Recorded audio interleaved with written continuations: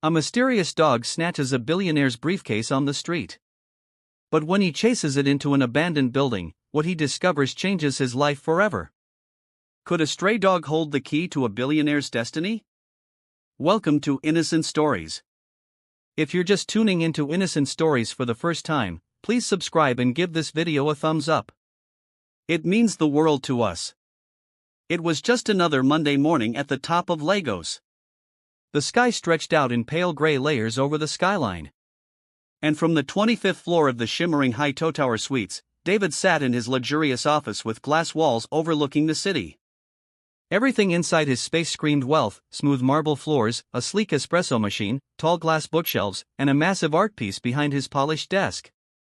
David sipped slowly from a tall white mug. Black coffee, no sugar, just how he liked it.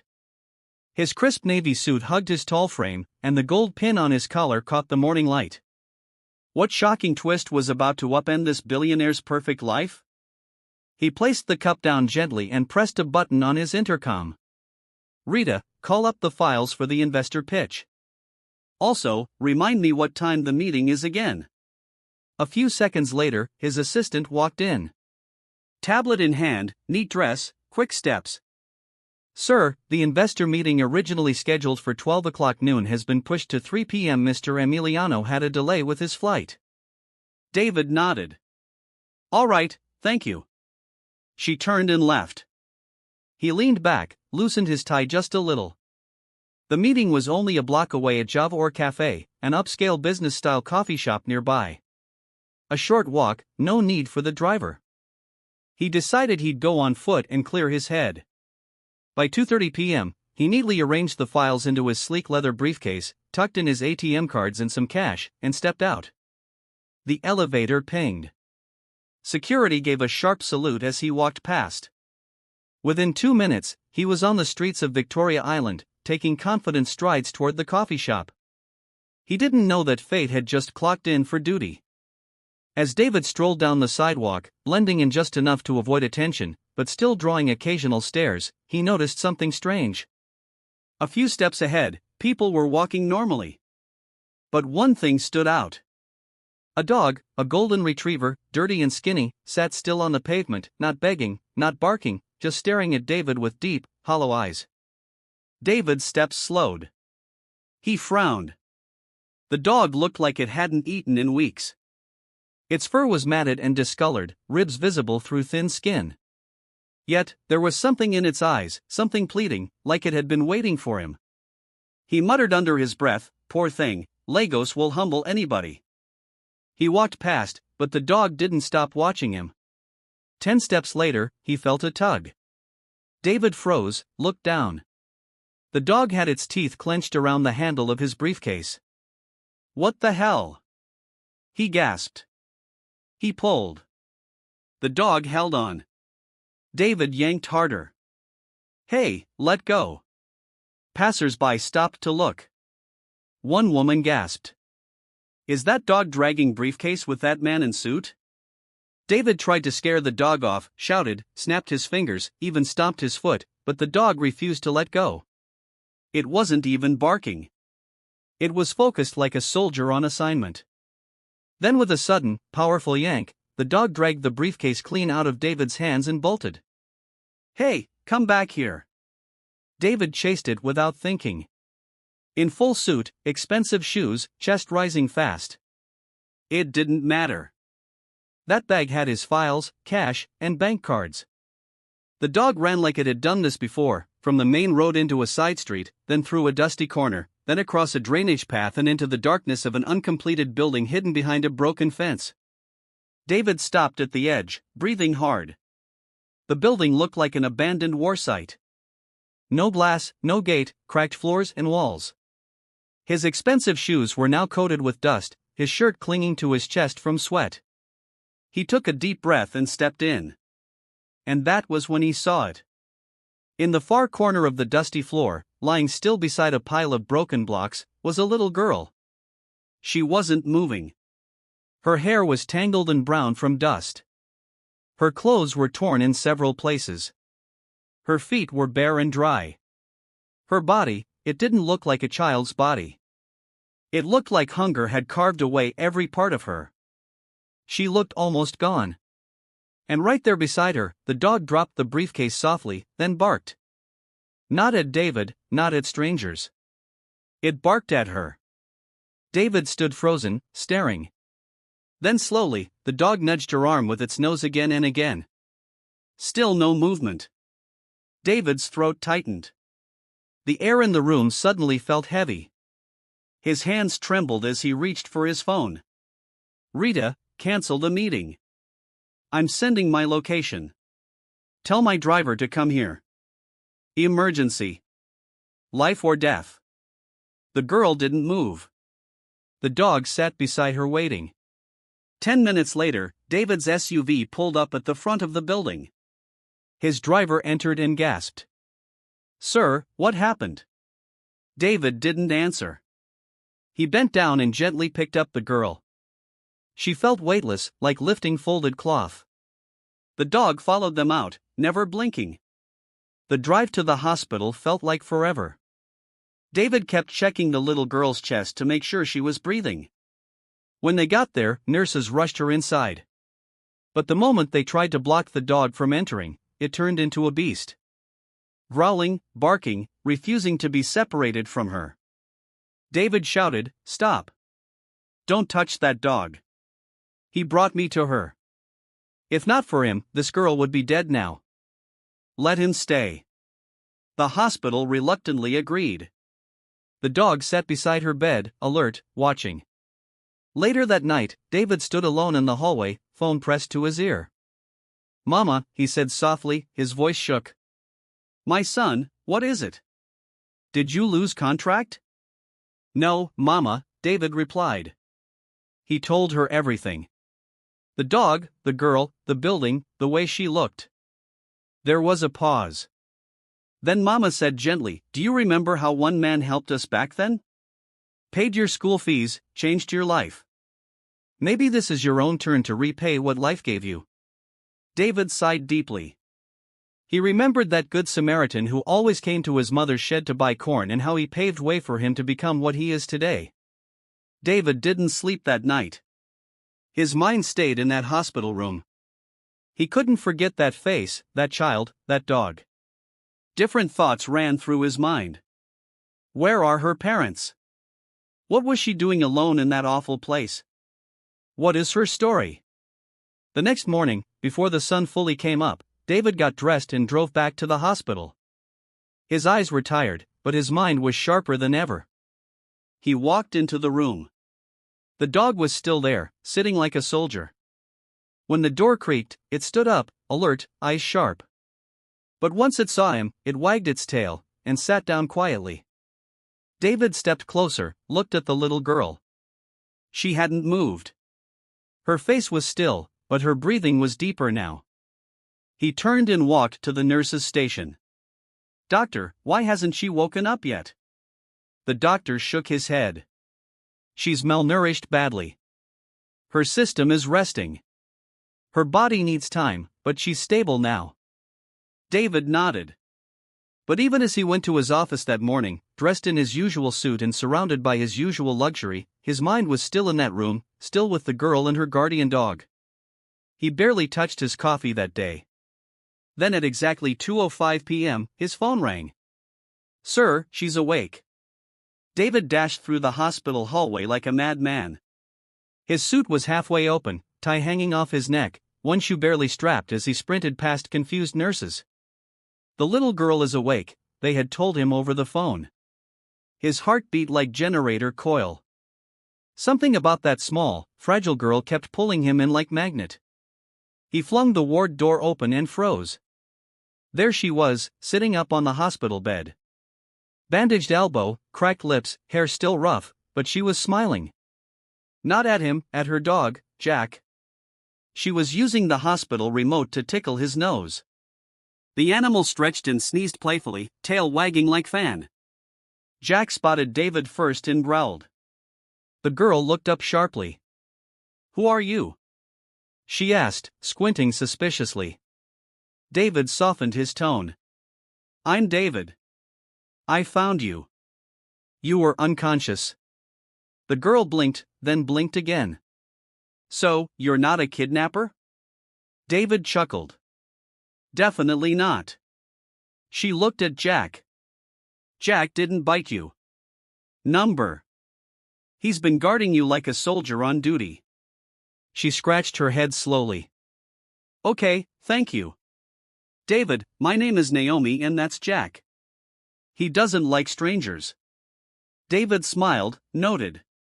He pulled up a chair, sat beside her. Naomi, do you have any family we can call? Anyone to come pick you?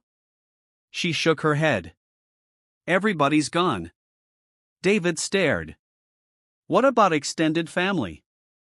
Cousins? Aunties? She looked away. Nobody wants me. Silence. David rubbed his chin, then sighed. Would you like to come stay with me for a while? Just until we figure things out. Naomi raised one brow like a suspicious landlady. Are you a bad man? She asked. David laughed. I don't think I'm bad. Hope you won't steal Jack. He pointed at Jack. That one. He's been standing beside you like you owe him rent. I'm not going near him. Naomi nodded slowly. Okay. Then she squinted again. Do you have a wife? David paused. No. She tilted her head. Then how do you want to take care of me? David burst into laughter. I have staff, people that help around the house. She gave him a slow nod, then asked with a straight face. Do you have big TV? David blinked. Yes. Do you have plenty food? Because me and Jack have been fasting without prayer. David held his chest, laughing. Yes, Naomi. Plenty food.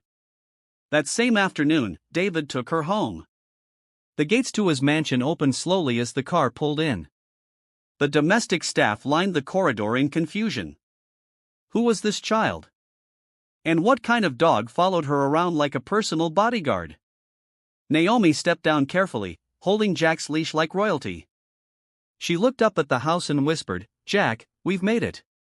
She was taken to a guest room. Jack followed her like shadow. She bathed and came out in fresh flowery clothes. Her small frame swallowed by a cartoon-themed top and leggings David's staff had rushed to buy. David invited her to lunch. Naomi came down the marble stairs like a small queen. Jack right beside her. The staff couldn't believe their eyes. She sat on the dining chair, adjusted like a madam, and began feeding Jack gently under the table. Jack doesn't like pepper, she told the cook. Please don't give him stew. David sat at the other end, smiling quietly. After the meal, Naomi folded her arms. Uncle David, hope you won't throw me and Jack out because we like our room already. David laughed, resting his head on his palm. You're not going anywhere. Naomi smiled. That evening, she tried to mop the floor after seeing the house helps cleaning. If I don't work, I shouldn't eat, she said. David caught her and shouted, drop that mop before I carry cane. A few days later, thunder struck in the person of Mama David. David, open this gate before I bulldoze it down. Mama David burst into the compound with wrapper flying, one hand dragging a big box, the other hand balancing her purse like it carried national secrets. David rushed out. Mama, I thought you said you were coming next week. Next week? Next year? I've been hearing about this little girl since you called me. I couldn't sleep. You think I'll sit at home when my son has picked a daughter from heaven? She stormed past him, eyes scanning the living room. Where is she? Where is Naomi and my in-law Jack? Just then, Naomi peeped from the stairs. Mama, she said with a bright smile. Jack ran out from behind the couch and wagged his tail madly. Mama David gasped, dropped her bag, and hugged Naomi like long-lost treasure. My daughter, you even find past the picture David sent me. See your skin? See your cheek? Ah, even the dog likes me. Jack, baby, come and hug. Grandma. Jack licked her feet and sat by her leg like a paid security man. David shook his head. Mama, small calm down won't kill you. Who wants to die calm? She replied, eyeing him. This girl is now my grandchild and Jack too. Anybody that touches them will see pepper. She turned to Naomi. Do you like vegetable oregano soup? Naomi grinned. Both. Good. I brought ingredients. We will cook till your belly forgets poverty. Mama, slow down. Don't overwhelm her with your drama. She's still recovering. David tried to explain. Mama. David hissed. You better keep quiet. You that have refused to marry, you should have told me that you want to be a eunuch. So, I will rest. With all the money you have, you don't want to settle down. Mama, I will get married when the time is right.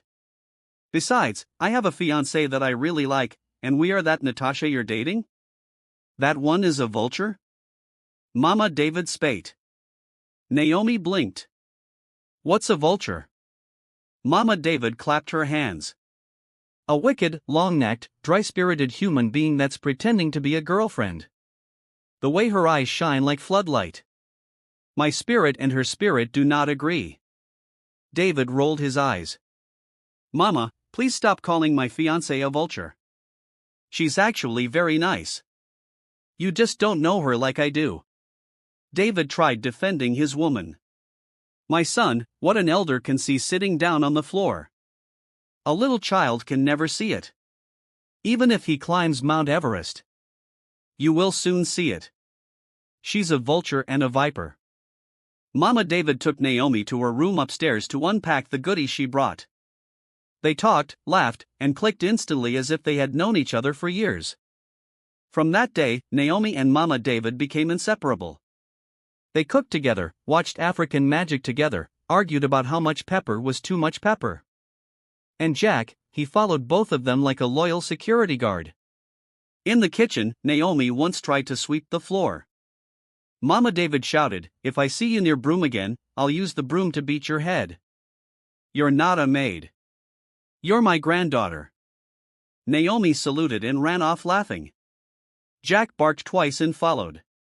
They watched cartoons, shared chinch, and even fought over the last chicken wing during dinner. David watched all this quietly. Something was shifting in his heart. One night, David called Naomi aside after dinner.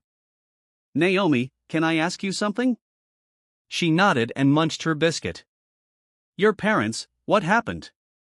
Naomi's smile faded. My mommy and daddy died in a car accident. They left everything to my uncle. My daddy's name is Emma Evans. After my parents' burial, Uncle Joe moved into our house with his family. He said he was now the head of the family since my daddy is no longer available. At first, they treated me and Jack well, but one day, Uncle Joe sacked my nanny and other maids in our house, and he asked me to sign a big white paper. I refused. I was scared that he would sell me and Jack to kidnappers. And my nanny told me not to sign any papers, so I refused. Then Uncle Joe and his wife started maltreating me.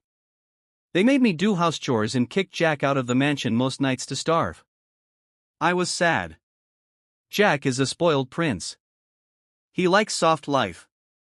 Like me, we don't do well in poverty. My uncle stopped paying my school fees. He told me to either sign the papers or stop school. Then they stopped feeding me and Jack. Then after a while, he chased us out. Me and Jack. He said I was a useless burden. He beat me, locked me outside. I ran away. David froze. Emma Evans. He repeated slowly. That name. Something clicked in his brain. A memory flashed. A generous man from his childhood. A man who once paid his school fees. Who gave his mother money to feed them for months. A man who suddenly disappeared. David stood abruptly and went to his study. He picked up his phone. Hello, he said to his private investigator. I need you to look into someone urgently. His name was Emma Evans. Check his past. The recent car crash that claimed his life, his business, and family. Look into his brother, too. That man looks suspicious. It had been a full month since the little girl moved into David's house. She had recovered completely, and Jack now looked like the king of spoiled dogs. Naomi and Jack had become the center of attention in the mansion. The maids adored her, and Mama David had unofficially adopted both Naomi and Jack as her grandchildren, and nobody could tell her otherwise. Most evenings, they all sat together in the living room watching television with Mama David and Naomi laughing too loudly and commenting like they were professional film critics. "That cannot be me," Mama David shouted one night, pointing to the lead actress in the movie. "If I'm that woman, I will drag that boy like a stubborn he-goat and use him for hot pepper soup." Naomi burst out laughing, and Jack barked in agreement, tail wagging happily before resting his head on Mama David's lap like a retired landlord. David just sat there beside them, quietly watching the two of them in action. He was enjoying their presence. Since they moved in, his house felt more like a home. "Mama, do you ever get tired of shouting at the TV?" David asked one evening. "You better be sleeping well." "Oh," she replied, eyeing him. "So, your body will rest well and give me more healthy grandchildren. You press phone too much. Didn't you see the WhatsApp message I sent last week? One Russian doctor said phone causes cancer." David laughed. "Mama, I've heard you." He loved his mother. The woman had passed through rain and fire to raise him. And now, since Naomi and Jack arrived, he found himself coming home early, taking days off, spending more time with his mother and the little girl. Their joy was too contagious to resist. One evening, Mama David knocked on his bedroom door and walked in like she owned the house. "My son," she began, "what are your plans for Naomi? She's just staying at home every day watching cartoon. Her brain will soon rust. She needs to return to school." David sighed. "Mama, I'm still waiting for the private investigator I hired. I need to be sure about her story before I take the next step." "We can't wait for your investigation, man," Mama David snapped. "That girl needs to be in school and me. I believe her. I believe everything she said. The Holy Spirit confirmed it in my dream." David looked at her. "Mama, when exactly did the Holy Spirit become your flatmate?" "It doesn't matter when," she barked. "Put her in school now." David chuckled. "Okay, Mom. I'll tell Ada to take her to a good primary school next week. I'll be traveling for a business trip." "No, I won't let any maid register my granddaughter. I will do it myself. I want to see her classmates and teachers with my own eyes. I don't want her learning nonsense from anyhow children." "Okay, Mama," David said, laughing as she walked out dramatically. The next week, Mama David dragged Naomi and Jack from school to school, rejecting 5 like she was buying land. "This school gate is too high. The children are not prisoners. The pain is dull. I don't want Naomi's brain to go dull, too. The teacher is frowning like he has unpaid debt. How will the children be happy? The principal's face looks like 419. No child will grow well in this kind of environment." Finally, she found a school that satisfied her spirit. She smiled like a satisfied landlady and marched into the principal's office. "Principal, sir, look at this girl very well. Her destiny forbids stress. Don't give her too much homework. If anything happens to her, call me directly. If I hear that my granddaughter is bullied, I will come here with press and bulldoze this entire school." Naomi's registration was completed. But when it was time to join her class, Jack refused to go home. He barked, whined, and sat stubbornly beside Naomi's leg like a soldier on duty. Even Mama David was shocked. The teachers gathered around to witness the spectacle. It took nearly an hour for Naomi to pet him and convince him to follow Mama David back home. Inside the SUV, Mama David turned to the dog. "This dog, are you sure you're not a human being in disguise? If my son had your loyalty, I'd have fewer gray hairs." A few days later, David received an email from his private investigator. He opened it and froze. Photos of Naomi's father appeared on the screen and instantly he recognized the man, the Good Samaritan who used to buy corn from his mother years ago. The man who paid his school fees when he got kicked out. The one who left a huge envelope with money to fund his education from secondary school to university. He stared at a photo of the man in a family portrait. And there was baby Naomi and Jack. His heart pounded. He shouted, "Mama, come and see." Mama David rushed in. "What is it? Who died?" David showed her the picture. Her eyes widened. "It's him.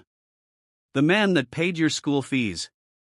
The one that gave us transport money and hope." David sat back, stunned. "I owe my entire life to her father." Mama David didn't waste time. "From today, Naomi is your first daughter.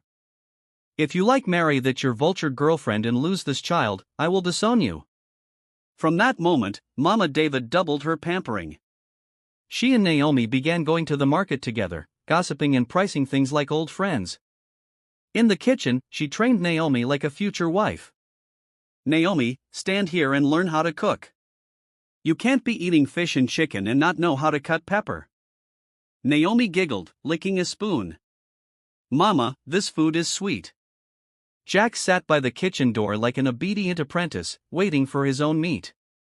Every time Naomi got a piece, Jack got one too. At dinner, they all ate together, laughing, gisting. Naomi told stories about her new school. "Elijah stole my pen," she said. "I told him his brain is offline." Mama David dropped her spoon. "Next time, give him uppercut with your left hand. Let him repeat primary 4 by force." David coughed. "Mama, don't teach her violence. I'm teaching her to survive ghetto style." David watched them, heart full. That night, he received a call from Natasha. "Baby, you don't have time for me anymore." "Is it another woman?" David sighed. "It's not like that. Work is hectic. And well, there's the little girl, too. Naomi and her dog. Your adopted daughter is now the reason you don't pick my calls." David chuckled. "Why don't you come around? Mama's here. You can meet Naomi and Jack, too." "I don't think that's a good idea," she replied quickly. "Your mom hates me. I don't want her to use me for pepper soup." David laughed, not knowing that drama was on its way. Natasha was planning a visit, and this time she wasn't coming to smile. It had been a few weeks since Naomi resumed school and completely settled into her new life. One breezy evening, as everyone was lounging in the living room, Mama David suddenly announced, "Naomi, my daughter, my waist and bones are aching. I want to return to my house. Oh, before Madame Chanel will snatch all my market people and run promo on top my head." Naomi froze. "Mama, you're leaving me?" Her voice cracked and before anyone could respond, tears started rolling down her face. She ran into Mama David's arms and clung to her tightly. "Don't worry, my child," Mama David said, petting her gently. "I will come and visit you often, and when school holiday comes, you'll pack your bag and come to my house and scatter it for me. But you need to stay here and focus on school. Don't end up like me, selling roasted corn by the roadside. Education is your weapon." Jack, as if understanding the sorrow in the room, slumped by the door with his head buried between his paws, letting out a low whine. The next morning, Mama David was up early like a market woman chasing morning buyers. She made a variety of soups, stews, and jollof rice, stacked them into freezer bowls like she was stocking for war. She gave serious instructions like a military commander. "If Naomi or Jack misses one meal, I'll appear in your dream and reset your destiny." Mama David personally took Naomi to school that morning. They hugged at the school gate with Naomi crying before she entered the school premises to join her mates. When she got back from school and couldn't find Mama David, she was sad. She didn't eat lunch. She just went to her room. Jack followed her and they stayed in bed holding each other like orphans abandoned at the bus stop. That evening, Naomi didn't eat. And Jack, who was a foodie, didn't eat as well. Later that evening, when David returned, Ida the maid told him Naomi hadn't left her room since she returned from school. What? Is she sick? No, Olga, she and Jack are missing Mama, Ida replied. David went upstairs and knocked gently on Naomi's door. She opened with puffed eyes. She had been crying. David was heartbroken. Naomi, I was told you haven't eaten all day, and Jack refused to eat, too. Do you miss Mama? So much. She nodded. I miss her, too. But you need to eat. You need nutrients so you don't end up in the hospital before Mama will say I'm not feeding you. Please save me from Mama's lashing. Naomi chuckled. Come downstairs. Let me feed you and Jack by myself. I don't want you to lose a single weight. When you finish your food, we can go out and get ice cream down the street. Naomi's eyes lit up at the mention of ice cream. Will you get ram suya, too, Uncle David? Yes, I will get you anything you want. Please come downstairs to eat. Naomi followed David downstairs and she insisted David must spoon-feed her and Jack. David obliged. You this little girl, you're too spoiled. Mama spoiled you and this lazy dog too much. Do you expect me to feed you like this every day? He teased. If you don't feed me well, I will call Mama. Naomi threatened. Okay, I will feed you. Please don't call Mama. I can't handle her sharp tongue. Every day after that, David spent more time with Naomi. He took her out to the cinema, ice cream parlor, park, and even shopping. Jack followed each time like a loyal royal guard. They ate dinner together every evening, sometimes with David spoon-feeding Naomi and Jack like pampered royalties. Naomi was happy. Jack was happy.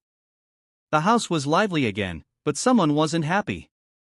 Natasha sat in her living room in the apartment David paid for, boiling with envy and rage. She had spotted them earlier that day at the grocery store. She saw the way David loved Naomi and the stupid dog Jack. He treated her like a princess. He did everything Naomi wanted like a common houseboy.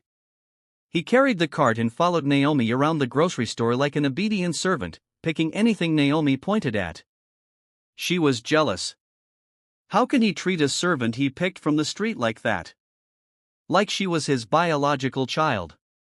She didn't sign up to date a man who adopted a street kid and a dog. She was angry. She picked up her phone and called her best friend, Lisa, and told her everything about Naomi and Jack and how David found them on the street and is now treating her like his daughter. Really? Lisa said, you need to get that girl out of your man's life before she takes everything and leaves nothing for your unborn children. You need to act fast. Get pregnant for him and secure your position. Then get rid of her and her stupid dog. But babe, David adores the little girl. I can't touch her. And his mother worships the little girl. Literally, I don't know what to do. Listen, Natasha, go and visit David. Stay with him. Try everything possible to get pregnant while you're there and frustrate the little girl until she gets tired and eventually runs away. Lisa advised. Thank you, my friend. I'm going there this weekend to rid David of the pest, Natasha said as she smiled while her plans began to unfold. Meanwhile, Naomi and Jack were enjoying the ice cream and pizza David got for them and watching their favorite cartoon in the living room, not knowing their nemesis was preparing to come and show them the real meaning of inside life. One cool Friday evening, the house was bubbling with peace. Naomi and Jack were curled up on the couch in the living room, watching cartoons, giggling at the funny scenes. The air smelled of freshly made stew, and the entire mansion had a quiet, relaxed hum. Ada and David and the other maids had finished all the chores early and were now in the kitchen gisting softly about Nollywood movies and how their last boss used to beat his wife over Gary. Suddenly, knock knock knock came a sharp knock on the entrance door. Ada. The voice followed immediately. Loud, sharp, and familiar. Ada froze. Everybody froze. Even the flies hovering outside forgot how to buzz. A chill swept through the mansion like someone had pressed the emergency freeze button. Everybody except Naomi and Jack knew who it was. It was Natasha, aka Trouble. Ida blinked twice. She didn't come. One of the younger maids whispered, holding her mop like a sword. Natasha stepped into the living room like a Nollywood villain entering her final scene.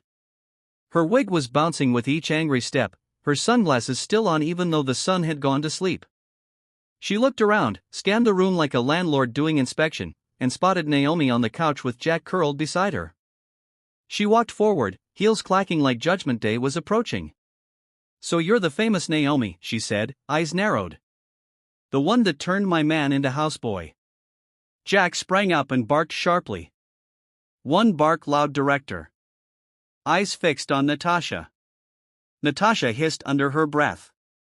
"That dog better learn respect," she muttered. Then she flashed a fake smile and turned to go upstairs. Her oversized travel bag dragged behind her like a dead conscience. As she went up, the maids exchanged glances. "Did she say she came for weekend? That bag is bigger than my whole salary?"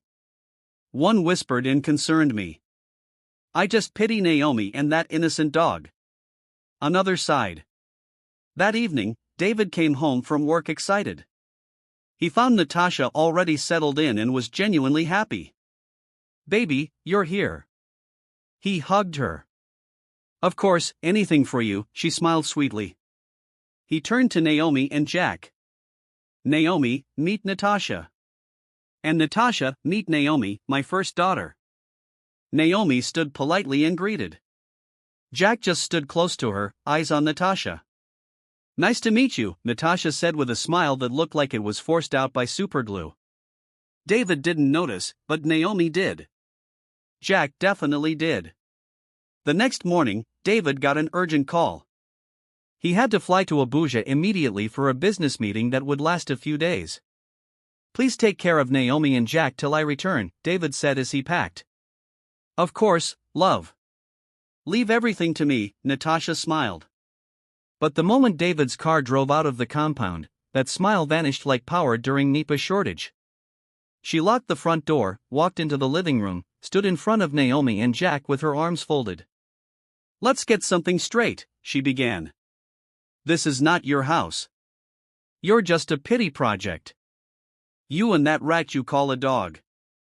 Jack growled. "You're not allowed to sit on this couch again. From now on, you eat in the corridor. And you better stop calling my man Uncle David. He's not your uncle. He's my man." Naomi sat frozen. She stormed into the kitchen, locked the fridge, and took the key. From that moment, Naomi's peaceful world crumbled. Natasha unleashed her full venom. Natasha locked the kitchen door, leaving Naomi with just one meal a day. She gave Jack no food at all, forcing Naomi to sneak bits of bread and fish to him every night. She made Naomi wash all her clothes, including her underwear. One day, she caught Jack sleeping beside Naomi in her room and went berserk. "This mutt again? You're sneaking him in? Oh, yeah. No food for you today. And go scrub the toilet." Naomi obeyed without a word. She had promised herself not to complain. Anything was better than life on the streets. Natasha then stopped Naomi from going to school. "How can a pauper like you be going to that expensive school?" She scoffed. David had already transferred the school fees to Natasha. She used it to buy a bone-straight wig, which she flaunted online with the caption, "God is good all the time. Get you an intentional man. Love, marriage, family." When the school noticed Naomi hadn't been coming to school, they tried to contact Mama David. Her number didn't go through. They sent several emails to David. Natasha deleted all before David could see them. Naomi kept her silence.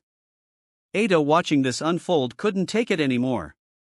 She approached David one evening. "Oga, something is not right in this house," she said, voice low. David raised a brow. "What do you mean?" She hesitated, then leaned closer. "Oga, I can't say much. Just observe Naomi and Jack. Please watch them well." David brushed it off, but days later, Ada cornered him again. "Oga, something is not right in this house. I can't keep quiet again. Please do something." That caught David's attention. He dropped his briefcase and turned to face Ada. What is going on, Ada? What message are you trying to pass across? Ogami, I can't say anything. Oh, what do you mean? David asked, raising his eyebrow. Are you not the head maid I hired to take care of this house?